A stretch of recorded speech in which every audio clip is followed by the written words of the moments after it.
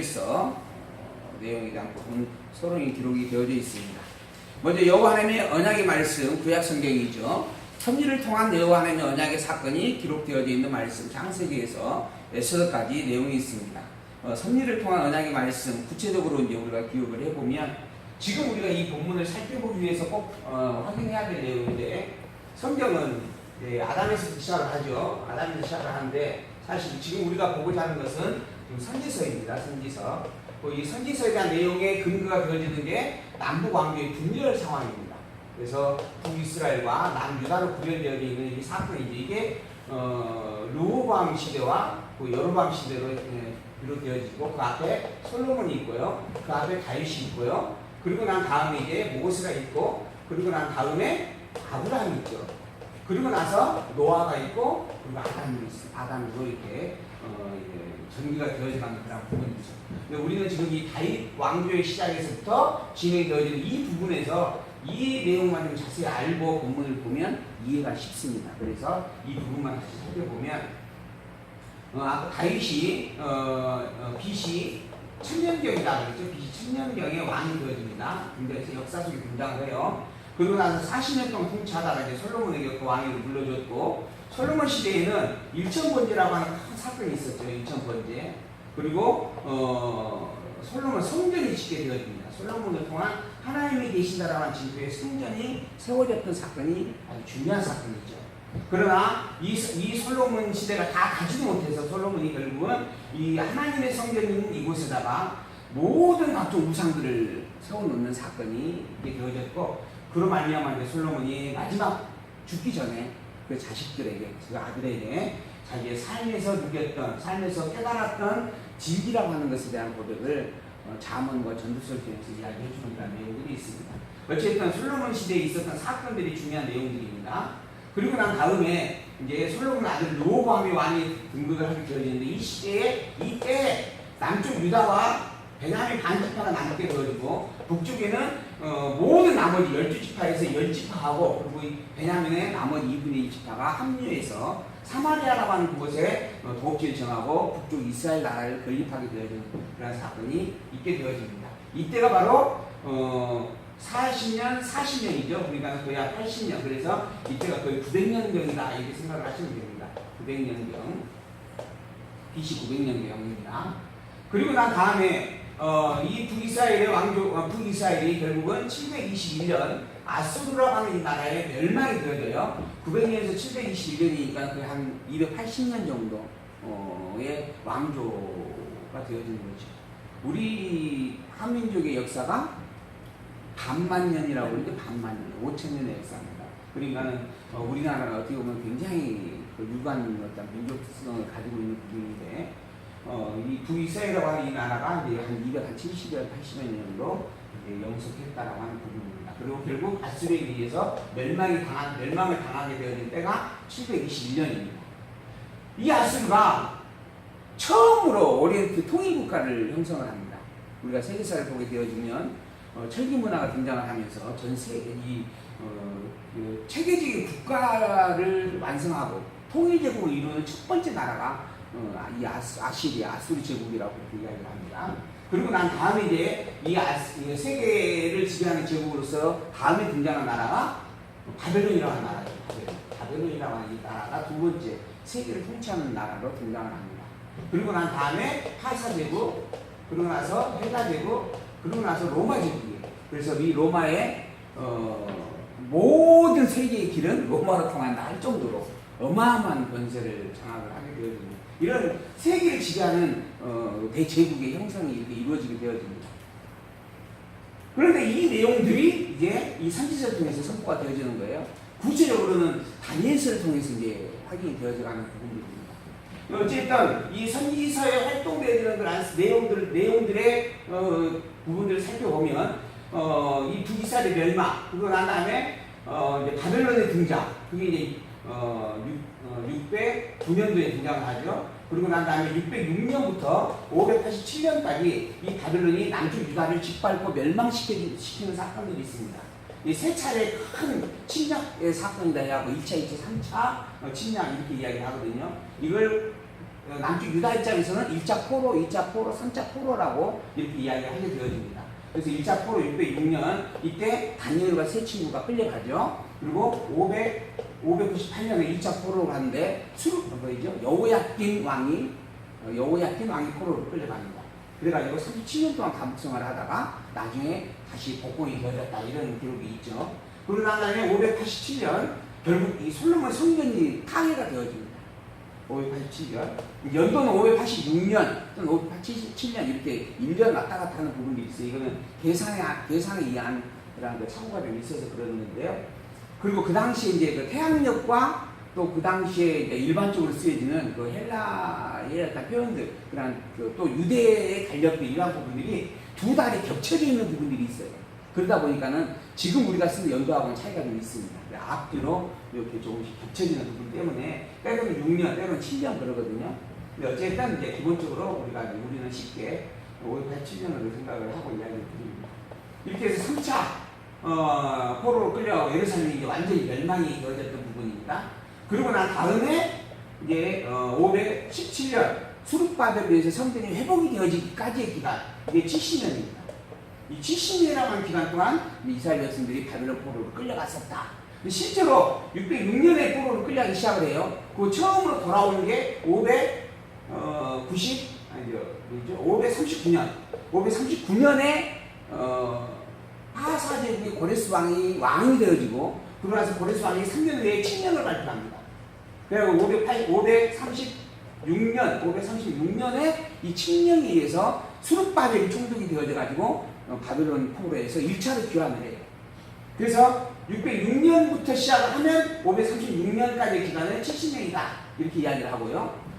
그리고 성전이라고 하는 것을 기준으로 놓고 이야기하면 587년에 파괴되었던 솔로몬 성전이 517년에 수르바벨에서 다시 재건되어졌다 해가지고 이 기간 동안 70년이다 이렇게 이야기합니다. 그래서 70년이라고 하는 기간 동안 바벨론 포로 생활을 했다 이렇게 이야기를 하게 되어지는 겁니다.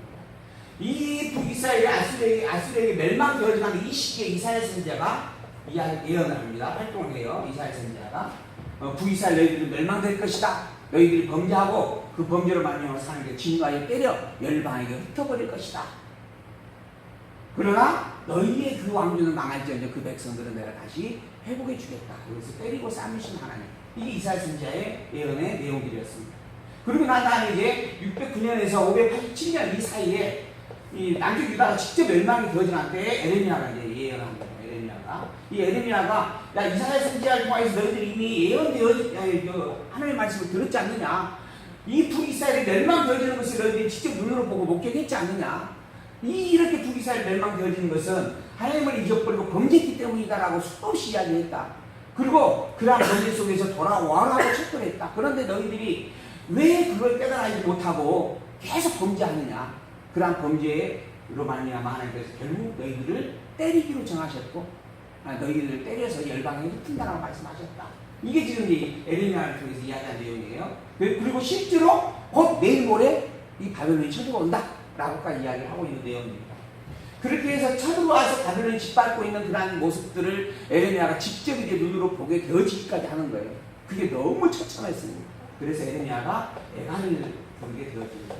그래서 에레미야 애가가 함께 있는 거죠. 그만큼 남쪽 유다가 바벨론 포로에게 바벨론이 짓밟히고 끌려가고 포로로 끌려가는 사건들이 너무너무 처참했다라고 하는 겁니다. 이 유다의 마지막 왕으로 있었던 시드기야 왕은 자기 눈앞에서 자식들이 다 칼에 죽임을 당하죠. 그리고 난 다음에 자기 두 눈이 뽑힘을 당하고, 그리고 온몸이 쇠사슬에 매입가 되어져서 철렁철렁 바벨론 포로로 끌려가 바벨론까지 갑니다. 그리고 나서 그곳에서 객사를 하게 되어지죠. 한 나라의 왕이었던, 더더욱 하나님의 선민이라고 칭함받는 유다 나라의 왕이었던 자가 그러한 처참함의 모습을 경험하게 되어지는 거죠.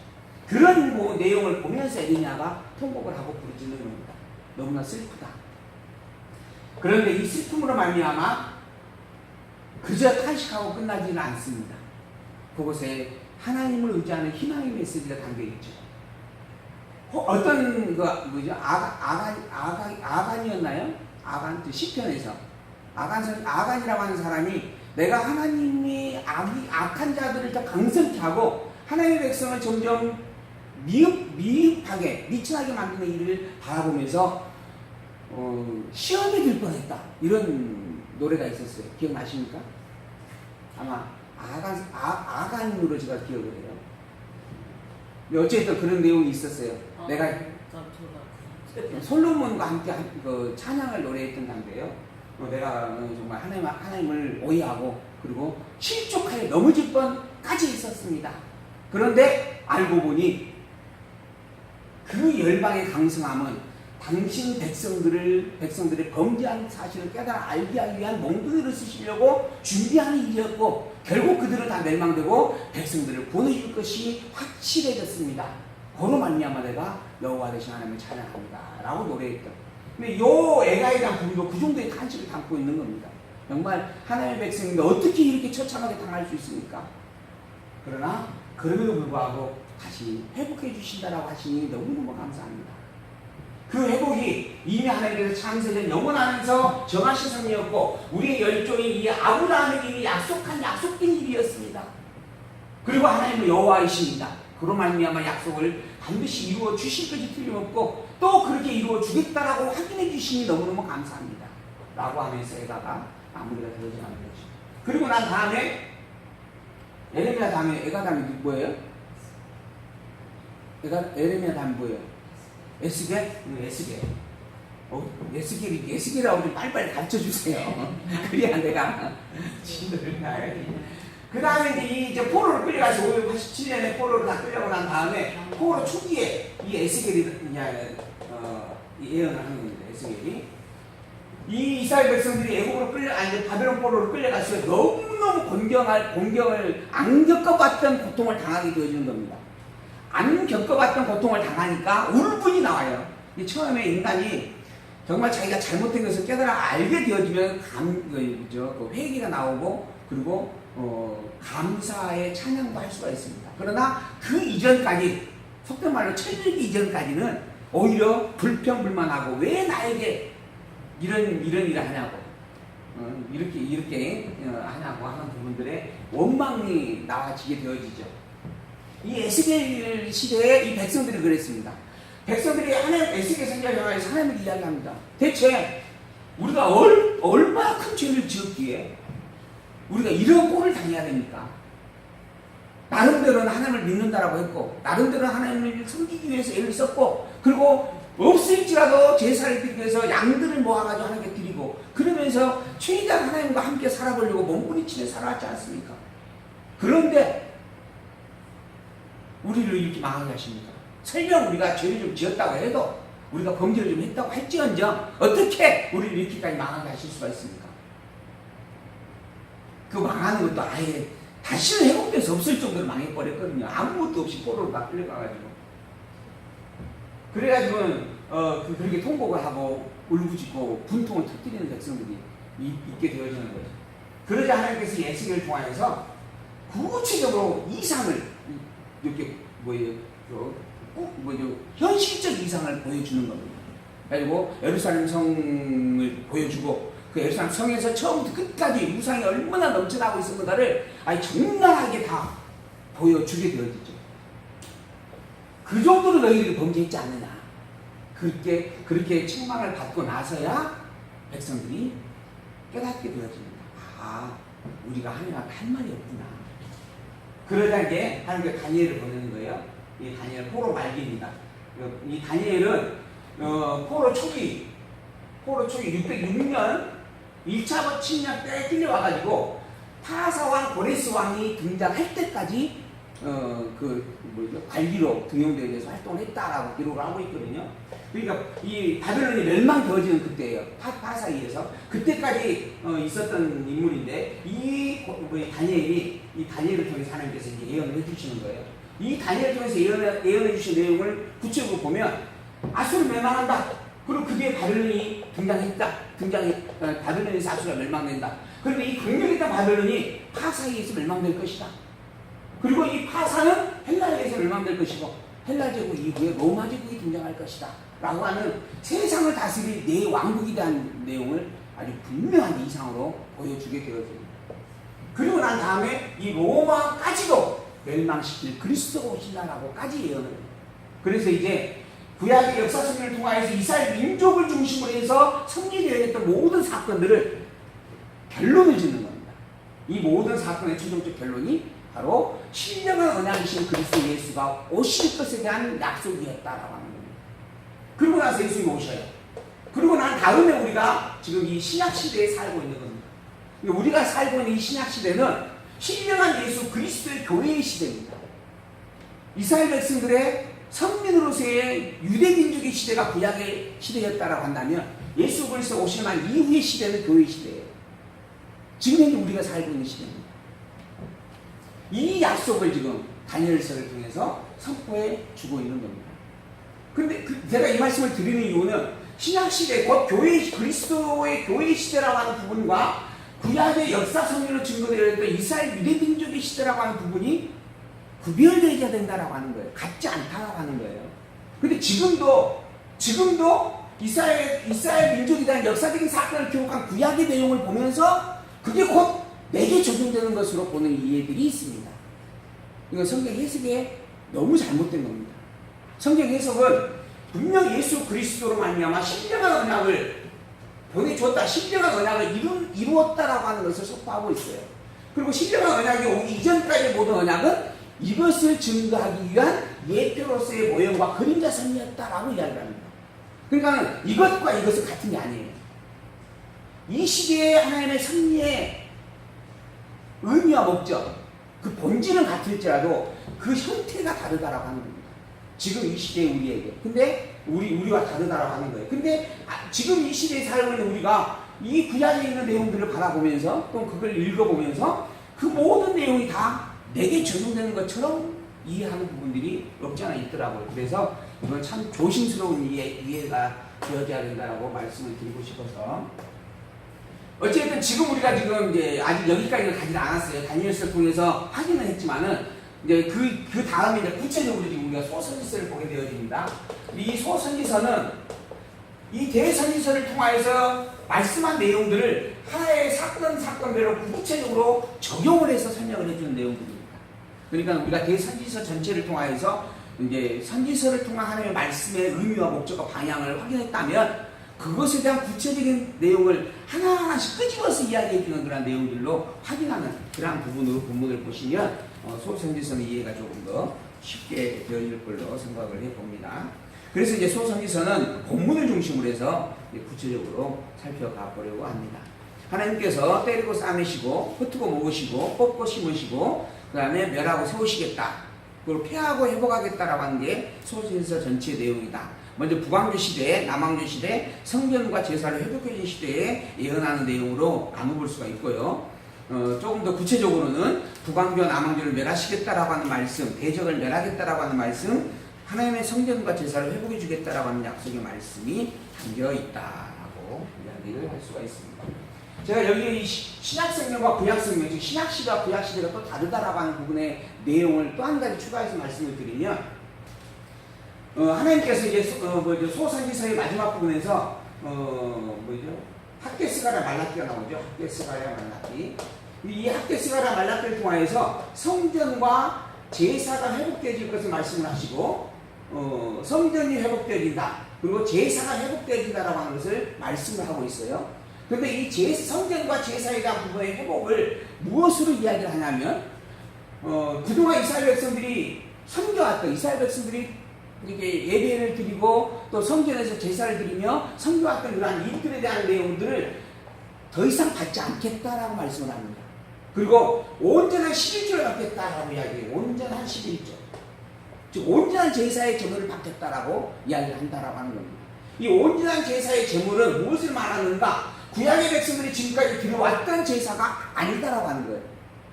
그게 무엇인가? 내가 창세 전 영혼부터 준비해 놓은 것이다 라고 하는 거예요.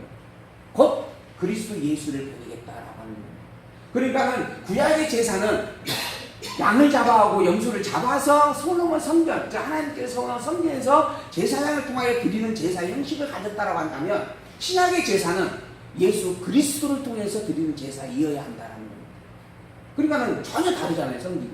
그 의미와 목적은 하나님 경외라고 하는 부분은 같지만은 그것을 드리는 방식의 차이가 너무 분명한 거예요. 이 구약 시대와 신약 시대는 전혀 그 형식이 다른 겁니다.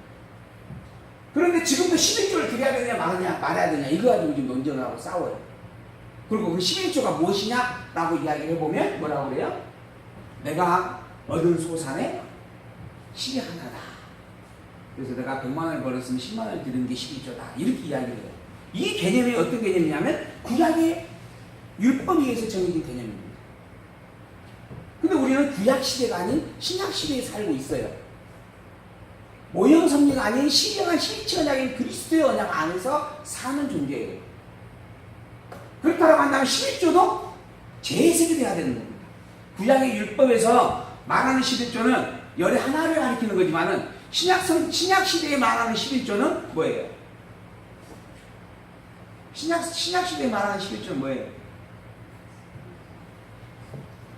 예수 그리스도를 믿고 예수 그리스도와 더불어 살아가는 신앙의 고백이에요. 이게 11조예요. 신약 시대에 신약의 성도들이 하나님께 드려야 될 참 예물이다라고 하는 겁니다. 하나님께서 온전히 준비하신 11조, 곧 예수 그리스도를 믿고 예수가 그리스도를 고백하고 사는 그 일. 그게 신약 성도들이 하나님께 드리는 11조라고 하는 겁니다. 그런 의미에서 우리가 이 구약과 신약의 성기를 구별해야 된다라고 하는 게 정말 중요한 일이다. 말씀을 다시 한번 드리고요. 이제 본문을 들어가서 구체적으로 오늘 이제 북왕조 폐망에 대한 예언의 말씀 호세아서 보았고 이 앞 시간에 오늘은 남왕조 즉 남북왕조에 대한 폐망과 회복에 대한 예언의 말씀 요엘서와 아모스서를 보게 되어집니다. 요엘서는 남왕조 폐망과 회복에 대한 예언이 담겨 있고 그다음에 아모스서는 북왕조 폐망과 회복에 대한 예언이 담겨 있다라고 하는 겁니다. 선지자들로 보게 되어지면 이 호세아, 아모스, 요나, 미가는 이사야 선지자 시대 즉 북쪽 이스라엘이 멸망되어지가는 721년 그 시대에 활동하였다. 그래서 북왕조가 폐망되어질 것, 그리고 남북왕조가 폐망되어질 것, 열방과 선민이 결국은 하나님의 진노 속에서 폐망하고 그 중에서 다시 하나님의 백성들만 구원을 얻게 된다라고 하는 말씀을 담고 있는 내용이다. 이렇게 소선지서를 정리해 볼 수가 있는 부분입니다. 오늘 요엘서하고 아모스서를 볼 거예요. 요엘서 남왕조 폐망, 아모스서 북왕조 폐망. 남왕조 폐망은 메뚜기 재앙에 대한 예언, 회개와 구원에 대한 예언, 보수와 회복에 대한 예언. 그리고 북왕조 폐망은 이방과 선민에 대한 예언, 특히 선민의 폐망과 그 다음에 다시 회복해 주겠다라고 하는 예언의 말씀이 담겨 있는 부분입니다. 그래서 요엘서하고 아모스서를 정리해 보면 요엘서, 아모스서예요. 요엘서는 남왕조에 대한 예언입니다. 아모스서는 북왕조에 대한 내용이에요. 남왕조, 북왕조 모두 다 멸망한다라고 하는 겁니다. 멸망한다. 왜 멸망하는가? 범죄이기 때문이다. 그런데 하나님께서는 계절을 보수해주고 이 남왕조와 북왕조의 백성들을 회복해주겠다라고 하는 겁니다. 범죄함으로 말미암아 멸망하는 것은 하나님의 공의의 섭니다. 그리고 공의대로는 모두가 다 멸망될 수밖에 없다. 그런 하나님이신데 그 하나님이 유다 백성들에게는 회복을 약속을 해준다라고 이야기를 합니다. 왜 이 회복을 약속해주는 섭리는 사실 이 공의의 섭리에서 어그러지는 일입니다. 공의라고 하는 것은 죄가 있으면 벌을 받게 되어진다 이런 뜻이에요. 죄를 지은 자는 반드시 벌 받는다 이게 공의예요. 이게 심판이다라고 하는 말입니다. 그런데 그래서 그 공의대로 하면 범죄한 자는 다 멸망되어져 갈 수밖에 없고 실제로 멸망이 됩니다. 열방도 그렇고 북이스라엘도 그렇고 남유다도 그렇고 다 멸망을 해요. 왜? 죄 때문에 그래요. 그리고 죄를 심판하신 하나님의 공의의 속성 때문에 그런 겁니다. 그런데 그런 공의이신 하나님께서 유다 백성들에게는 남쪽 유다 백성들에게는 또 북쪽 이스라엘의 그 왕조에서 살았던 그 12지파의 자손들에게는 회복해 주겠다라고 하는 약속을 세워줍니다. 이거는 공의의 심판의 섭리에서 어우러지는 일입니다. 하나님 스스로가 자기의 공의를 파괴하는 일이에요. 그런데 그 일을 행하십니다. 왜 그러는가? 당신이 여호와이기 때문이다 라고 말씀해요. 여호와라고 하는 것이 무슨 뜻인가? 언약한 것을 언약대로 성취해주는 분이다. 반드시 약속한 대로 이루시는 분이다. 그럼 무슨 약속을 했기에 여호와로서 유다 백성들에게는 회복을 약속하시는 건가? 공의를 파괴하면서까지 회복을 약속해 주시는 것인가? 살펴보았더니 아브라함에게 약속한 일이 있기 때문이다라고 하는 겁니다. 그래서 우리는 하나님을 공의 하나님이라고 이야기를 해요. 근데 공의만의 하나님이다라고 이야기를 하면 이건 틀린 이야기입니다. 하나님은 공의자이시다라고 하는 말은 틀린 말이 아니에요. 왜 실제로 공의를 행하시니까. 그러나 공의가 하나님 전부를 가리킨다라는 의미로 말하면 이건 틀린 말입니다. 왜?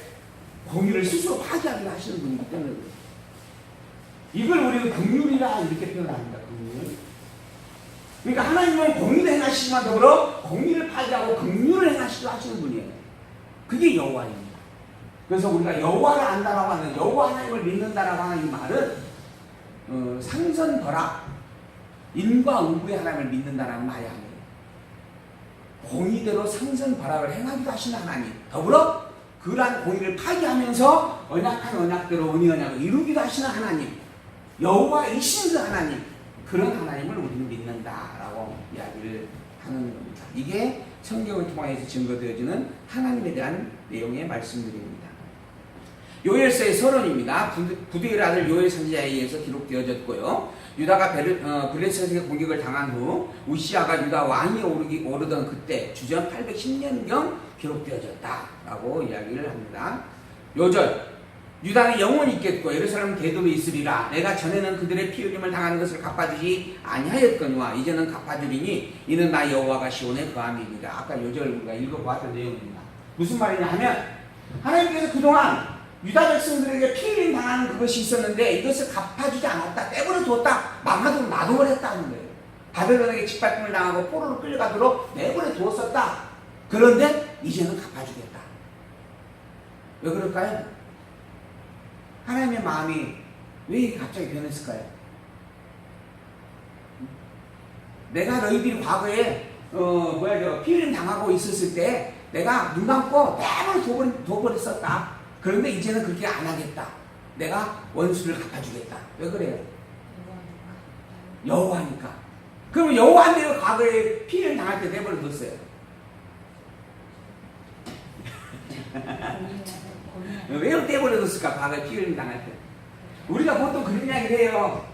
우리가 하나님의 백성으로서 복을 누리기로 소망합니다. 이 복이라고 하는 것은 본질은 천국이거든요. 이 천국의 복을 우리가 누리기를 소망을 하고 지금 신앙생활을 하는 거예요. 그래서 예수께서 말씀하시잖아요.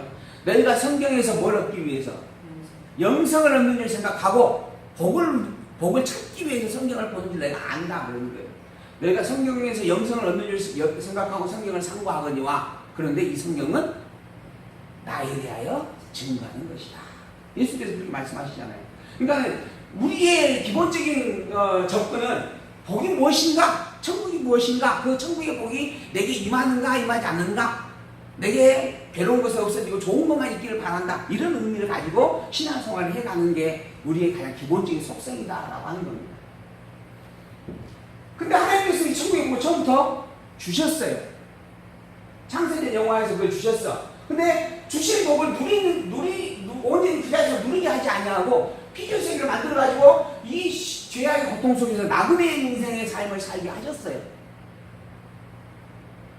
왜 이런 고통을 살게 하셨느냐? 처음부터 천국의 복을 그냥 누리면서 그것을 영원히 살게 해주셨으면 더 좋을 것이 아니냐? 라고 이야기를 합니다. 그러니까 이제 그 질문을 받은 목사님들이 하는 이야기, 신학자들 하는 이야기. 하나님께서는 그렇게 복을 줬는데 인간이 밀어내가지고 타락했기 때문에 그런 것이다.